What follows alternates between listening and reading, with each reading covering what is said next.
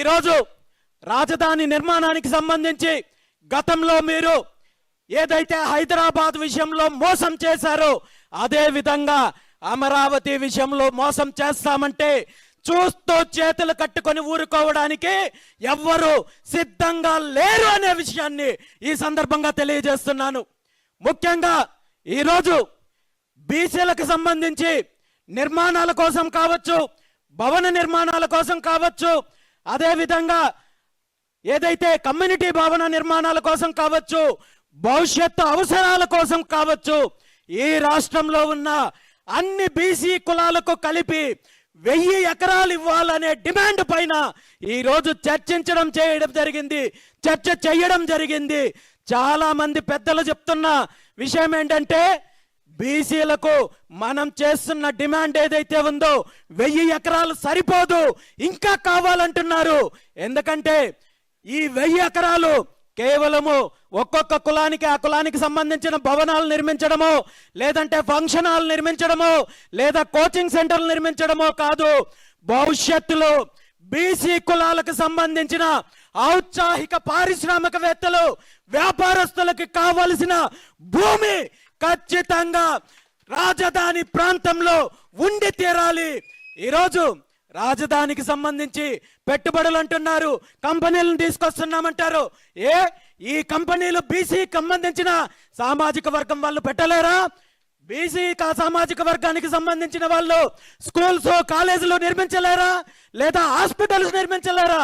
లేదా రాజధానిలో మీరు చెప్పే ఎలాంటి టెక్నాలజీకి సంబంధించిన అభివృద్ధికి సంబంధించి అయినా బీసీ వర్గాలు, బీసీలకు సంబంధించిన ఇన్వెస్టర్స్ పెట్టడానికి సిద్ధంగా ఉన్నారు.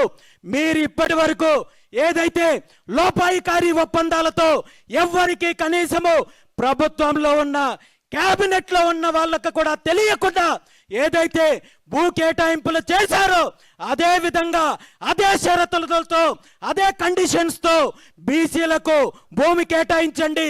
కనీసము 1000 ఎకరాలు కేటాయించినట్టయితే ఆ 1000 ఎకరాలకి ఇప్పటి వరకు మీరు ఏ కంపెనీలకు, మీ బినామీ కంపెనీలకు, మీ జోపి సంస్థలకు, మీ కుటుంబ సభ్యుల కంపెనీలకు, మీ బంధువుల కంపెనీలకు ఏ విధంగా అయితే రూపాయికి ఎకరా 99 రూపాయలకి ఎకరా అని చెప్పి కేటాయించారో అదే కేటాయింపు బీసీ కులాలకు చేపట్టాలని చెప్పి ఈ సందర్భంగా ముఖ్యమంత్రి చంద్రబాబు నాయుడు గారిని డిమాండ్ చేస్తున్నాను. మీరు నిర్ణయించే ధర అది 1 రూపాయ 99 రూపాయల, లేదా దానికి ఇంకొక 100 రూపాయలు, 1000 రూపాయలు, 1,00,000 రూపాయలు కలిపి నిర్ణయిస్తారో నిర్ణయించండి. ఆ నిర్ణయించిన ధర చెల్లించడానికి నేను సిద్ధంగా ఉన్నాను. బీసీవై పార్టీ సిద్ధంగా ఉంది. ఖచ్చితంగా 1000 ఎకరాలు భవిష్యత్తు అవసరాల కోసం, బీసీ కులాల అభివృద్ధి కోసం కేటాయించాలని చెప్పి ఈ సందర్భంగా, ఈ సభాముఖంగా, ఈ చర్చా వేదిక సాక్షిగా ముఖ్యమంత్రి చంద్రబాబు నాయుడు గారిని డిమాండ్ చేస్తున్నాను. అలా జరగని పక్షంలో రాబోయే పరిణామాలకు మీరు బాధ్యత తీసుకోవాల్సి ఉంటుంది. ఏ రాజధాని పేరైతే చెప్పి మీరు వ్యాపారం చేస్తున్నారో ఆ రాజధానిని ఖాళీ చేయాల్సిన పరిస్థితి మీకు వస్తుందని చెప్పి ఈ సందర్భంగా ముఖ్యమంత్రి చంద్రబాబు నాయుడు గారిని హెచ్చరిస్తున్నాను. అదేవిధంగా ఈరోజు చర్చించిన మరో ప్రధానమైన అంశం ఏంటంటే బీసీలకు రక్షణ చట్టం. బీసీల పైన దాడులు జరుగుతున్నాయి, బీసీల పైన తప్పుడు కేసులు పెడుతున్నారు, బీసీల పైన హత్యలు జరుగుతున్నాయి. ఏ పార్టీ అధికారంలో ఉన్నా, ఏ నాయకుడు అధికారంలో ఉన్నా దాడులు, హత్యలు, తప్పుడు కేసులు, ఎస్సీ ఎస్టీ అట్రాసిటీ కేసులు ఎదుర్కొంటున్నది మాత్రము 80% ఈ రాష్ట్రంలో బీసీలే ఎదుర్కొంటున్నారు. కాబట్టి వీళ్ళకి రక్షణ చట్టం కావాలి అని మొట్టమొదటిసారిగా ప్రతిఘటించింది, మొట్టమొదటిసారిగా డిమాండ్ చేసింది తెలుగుదేశం పార్టీనో, ఆ పార్టీ నాయకుడో, మరో పార్టీనో కాదు. మొట్టమొదటిసారిగా 2023 జూలై 23వ తేదీన ఈ రాష్ట్రంలో ఒక ప్రత్యామ్నాయ రాజకీయ శక్తిగా ఆవిర్భవించడానికి ఏదైతే కంకణం కట్టుకున్నామో ఆనాడు బీసీవై పార్టీ ఆవిర్భావ సభలో నేను స్పష్టంగా ప్రకటన చేయడం జరిగింది. ఈ రాష్ట్రంలో ఉన్న బీసీలకు రక్షణ చట్టం తెస్తామని చెప్పి స్పష్టంగా ప్రకటన చేస్తే ఈ ప్రకటనను ఆ తర్వాత సుమారు 3 నెలల కాలం తర్వాత కాపీ కొట్టి తెలుగుదేశం పార్టీ నారా లోకేష్ ఏదైతే పాదయాత్రలో బీసీలకు తప్పుడు హామీలు ఇచ్చి బీసీలను మభ్యపెట్టే కార్యక్రమం చేశారు. ఈ ఆలోచన నారా లోకేష్ నాయుడుతో తెలుగుదేశం పార్టీతో కాదు, 100% బీసీవై పార్టీ మొట్టమొదటిసారిగా ప్రకటించింది. మీరు కావాలంటే రికార్డ్స్ చెక్ చేసుకోండి. అదేవిధంగా ఆనాడు ప్రకటించిన అనేక అంశాలు కూడా తెలుగుదేశం పార్టీ కాపీ చేయాలని చూసి ప్రజలను మభ్యపెట్టే కార్యక్రమం చేసింది. అందులో ప్రధానంగా తెలుగుదేశం పార్టీ బీసీలకు రక్షణ చట్టం తీసుకొని వస్తానని చెప్పి, అదేవిధంగా 2019 నుండి 24 వరకు వైఎస్ జగన్మోహన్ రెడ్డి గారి ప్రభుత్వంలో బీసీల పైన జరిగిన దాడులు ఏవైతే ఉన్నాయో వాటన్నింటిపైన చర్యలు తీసుకుంటామని చెప్పి తప్పుడు హామీలు ఇచ్చి బీసీలను మభ్యపెట్టి అధికారంలోకి వచ్చారు. అధికారంలోకి వచ్చిన సుమారు 2 సంవత్సరాలు కావస్తున్నా ఈ రోజు వరకు బీసీ రక్షణ చట్టానికి సంబంధించి ఏ ఒక్క అడుగు ముందుకు వేయలేని పరిస్థితి. ప్రతిపక్షంలో ఉన్నప్పుడు నారా లోకేష్ నాయుడు గారు, నారా చంద్రబాబు నాయుడు గారు ఊరా వెళ్ళిన ప్రతి చోట ప్రతి బహిరంగ సభలో కూడా బీసీలకు రక్షణ చట్టం తీసుకొని వస్తానని చెప్పి ప్రకటించారు. మరి ఈరోజు నిజంగా బీసీల గురించి మాట్లాడడానికి మీకు నాలుక రావడం లేదా, లేదంటే మరొక అంశమా అని చెప్పి ఈరోజు నారా చంద్రబాబు నాయుడు గారిని అడుగుతున్నాను.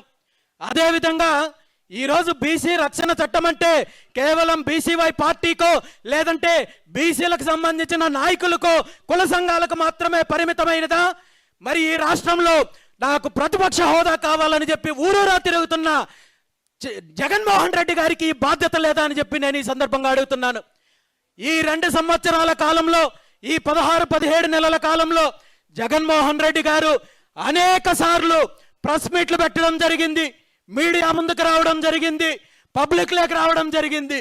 కానీ నేను చూస్తూనే ఉన్నాను, ఎక్కడైనా బీసీలకు ఇచ్చిన హామీ గురించి జగన్మోహన్ రెడ్డి గారు ప్రస్తావిస్తారని చెప్పి చూస్తుంటే ఏ ఒక్క రోజు ఏ ఒక్క చోట బీసీలకు ఇచ్చిన హామీ గురించి జగన్మోహన్ రెడ్డి గారు ప్రస్తావించే పరిస్థితి లేదంటే జగన్మోహన్ రెడ్డి గారికి ఉన్న చిత్తశుద్ధి ఏంటో ఈ సందర్భంగా మనం అర్థం చేసుకోవచ్చు. కేవలం తెలుగుదేశం పార్టీ జగన్మోహన్ రెడ్డి గారే కాదు, మిగిలిన ఏ ఒక్క పార్టీ కూడా ఈ అంశాన్ని చర్చించే పరిస్థితి లేదంటే వీళ్ళందరి ఉద్దేశం ఒక్కటే, బీసీలకు రక్షణ చట్టం ఇస్తే, బీసీలను సేఫ్ జోన్లో ఉంచితే మరి మేము ఎవరి మీద దాడులు చేయాలి, ఎవరిపైన తప్పుడు కేసులు పెట్టాలి, ఎవరిని పావులుగా ఉపయోగించుకోవాలి, ఎవరిని అణగదొక్కాలి, మరి మాకు అవకాశం లేదు. కాబట్టి 2 పార్టీలు తోడు దొంగల్లాగా, తేలుగుట్టిన దొంగల్లాగా బీసీ రక్షణ చట్టం గురించి మాట్లాడకుండా ఈరోజు కాలయాపన చేసే పరిస్థితి ఉంది.